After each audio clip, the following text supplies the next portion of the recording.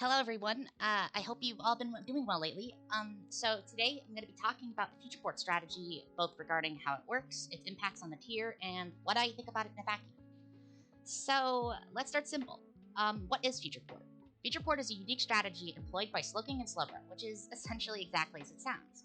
One or the other uses future sight, then follows it up with teleport, and essentially doing so is able to create a devastating checkmate where progress is readily enforced, since on the same turn as you attack with your wall breaker or offensive Pokemon, the future sight is going to land, which pretty much tremendously eases prediction for offensive Pokemon that might otherwise be deterred by it. Some pretty popular examples of futureport abusers that consist of Pokemon, namely consist of Pokemon like Urshifu are, so I have them listed here actually. So Pokemon like Urshifu, Cortana, Weavile, Zeraora, and Bisharp. And plus there's several more, like Nidoking, which I listed here. And you can see the sets here and how they pretty much are able to take advantage of it, right? So in short, it devastates quite a few Pokemon. But the main example is Toxapex, which is normally a wall that is willing to take a few hits, but is super effectively ravaged by Future Sight. Urshifu R and Bisharp are the main ones that really like to have Toxapex dealt with, as it lets them completely disregard having to predict the switch in and freely use their powerful moves without letting Toxapex in for free. The other one is Lando T, which isn't weak to it, but there are several Pokemon that normally have to deal with it, that don't usually like to have to deal with it when it's healthy, so those ones would namely be Zeraora and Nidoking, because in Nidoking's case, its dual stabs are resisted or they're immune, right? And then Zeraora is pretty much mono-walled by it. So it really does like having the future sight to help whittle it down and make it so it can actually get Lando dealt with faster and actually start to do its job a little bit more effectively. So yeah, and pretty much it's pretty annoyed. So anyway, so let's talk about how it works, and more or less the way it works is how it works is mainly reliant on future sight's startup time, which lasts over the course of 2 turns, and those would be after the move is used and then the next turn, which it lands at the end of. The time between the activation of Future Sight and its landing perfectly accommodates the strategy, as it gives the Slow Twins an opportunity to pivot and then position an abuser. So pretty much, in order to fully capitalize on its ability to force critical damage on key targets, Teleport is used to safely position an abuser. So this is a strategy that hasn't really seen use simply because Teleport, as it currently works, has been something that was implemented in LGPE and has been maintained in Gen 8, which is why we haven't seen use of the move prior. However, I feel as though even if Teleport had always worked like this, it probably would not have taken off. And my main reason for that is because they both have an opportunity cost. And in Future Sight's case, without a pivoting move, it requires the user to position and time their assault a little bit more deliberately, which is something we see with Slowking's Galarian form, and was generally used a couple months ago when Magearna was around and Galarian Slowking's usage was at its peak, because it was one of Specs Magearna's best checks, in the sense that it was also able to take on its moves while also not really caring too much about getting tricked to Specs, because it has the strength to take advantage of it. Whereas on the contrary, Teleport, is a move that requires the use of a force switch to have no consequence in using, as otherwise, being a negative priority move, the user has to sustain damage, status, or allow a hazard to go up. Things like that. We see Teleport's downsides manifest in Wishport, Clefable, and Blissey, which both rely on being healthy to do their jobs, and generally want to be healthy before pivoting so they can continue to check what they're wanting to check. Though, in short, I believe that Futureport's sudden surge in strength is because of the Slow Twin's access to Regenerator, because Regenerator lets them pivot and stay healthy at the same time. It's basically meaning that they don't need to waste time or find the perfect time to pull off the strat. They can just do it, because they don't have to worry about taking damage, because the Generator will just let them heal it back as soon as they pivot. So now let's talk about consequences, because, obviously this strategy has had a pretty big effect on the tier. It's important to consider that a huge reason these Pokemon are so effective is because while they can employ the strategy, they can also provide some incredible utility for teams. Slowking is probably the greatest example right now. it's a metagame staple because it's able to keep Pokemon like Tapu Lele and Heatran in check, which are very difficult to naturally handle in the tier at the moment because of how powerful they actually are. And typically, you need dedicated support. Slowbro, on the other hand, still pretty okay, but it's seen considerably less use because it can still check things like Excadrill and physical rain abusers like Barraskewda, but sadly, it's got a weakness to some pretty common physical wall breakers in the tier right now, such as Kartana, Rillaboom, and in general, it's able to be overwhelmed really easily because a lot of the physical wall breakers in the tier, a lot of them have a setup, right? So it makes it less viable in a vacuum in comparison to its royal sibling. So this is the standard Slowking set right here. And it's also run in Slowbro, just inverted EVs, right? So Scald, pretty self-explanatory. It's a move that's able to deter Pokemon that might want to take advantage of Slowking, and is also able to complement its special bulk. Slack Off is used to keep healthy against what Pokemon it's wanting to check, so it could retain the ability to check them in the long term without being forced to pivot constantly. And then Future Sight and Teleport are here for obvious reasons, it's the whole point of the video, and Heavy Duty Boots let it keep pivoting, not really have to worry about hazards, so it can keep pivoting around, doing its thing without having to worry about, getting chipped down by hazards, so it can keep things like Tapu Lele and Heatran a little bit more in check while still doing its job. And then, like I said, Slowbro is a little bit biased on the physical side because, it's playing into its physical bulk. And more or less, these sets have centralized the tier and have defined the state of many balanced offenses. Slowking is incredible at getting on Future Sight since it can take advantage of a lot of special wall breakers for future port opportunities, while deterring physical switch-ins with its Scald.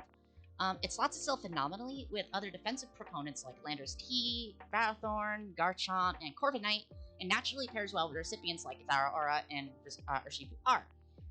Slowking alone has made balanced offense one of the most effective playstyles in the tier, as merit of its defensive role compression, alongside having easy access to future port to support offensive teammates and readily and easily enforce progress.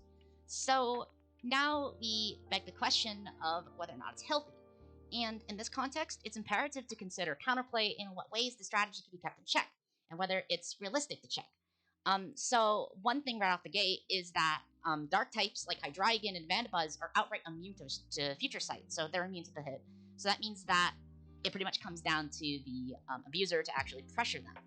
And so I have them written down here. So I'm going to start with Mandibuzz first. Mandibuzz is a little bit finicky because it's very reliant on its heavy-duty boots to do its job, and the moment they get knocked off, it's incredibly hard for it to really do its job because it could be chipped down way easier. Because if it's performing a solo removal, it has to take Stealth Rock damage, and that could just leave it being overwhelmed by things it's supposed to check, like Kartana and Rillaboom. And so, like, for example, against Kartana and Bisharp, it's Force of Soap and Knockoff, which does remove its heavy-duty boots, and so it's imperative to consider that positioning is the key reason as the future port's strength, and it is incredibly hard to reliably check without some form of major consequence once the future sight is set, even against immunities, because you can take advantage of the immunities, like I said, through the form of knockoff, and easily enforce progress against things that you might otherwise maybe preserved a little bit more deliberately. So then the other form of counterplay would be actually scaring it out in the first place. Making sure so it can't reliably set off its attack. That's in part what Scald is there to help deter, so you can't just randomly throw in things like Rillaboom or Zeraora because you'll just risk a crucial burn. And in doing that, unfortunately, it's pretty dangerous. So the best check, in my opinion, to Future Sight is Hydreigon. And the main reason for that is pretty much because it's willing to take on Scald, because it resists it and doesn't really care about being burned. And it has the natural strength to keep Slowking or potential recipients at bay. But the key thing to consider here is that when there's a Hydreigon on the field, it's really obvious when you're going to switch it in, because you pretty much have to switch it in, otherwise the strategy will come to full effect. Slowking can always just teleport against it, and the Hydreigon user is immediately at a disadvantage. The moment that it gets in an offensive proponent, it's really easy to take advantage of because it doesn't have the speed tier to take on things like Kartana or Tornti or things like that. It can take on some because it has just enough speed to not care as much about Urshifu. So that much is good. But if it runs Dark Pulse Flash Cannon, which is a pretty common combination with its Nasty Plot set, it could be a little bit finicky because, obviously resists both moves. Its coverage is a little bit mixed up. This is just kind of like, this is just kind of my favorite set personally. Though it has a lot of different variants. It can run like Draco Meteor Leftovers. Actually, no, it wants life. It's like Life Orb 3 attacks, but it's the same thing. No, right. If it's running Nasty Plot, it's running Leftovers. But if it's running 3 attacks, then it's gonna want to have a Life Orb, so it can have that immediate strength. So it really just kind of depends on your needs. It also checks E-Trans, which is pretty neat. So my whole point with this is that this stems into the concept of how you're more or less pigeonholed into not letting a checkmate happen in the first place.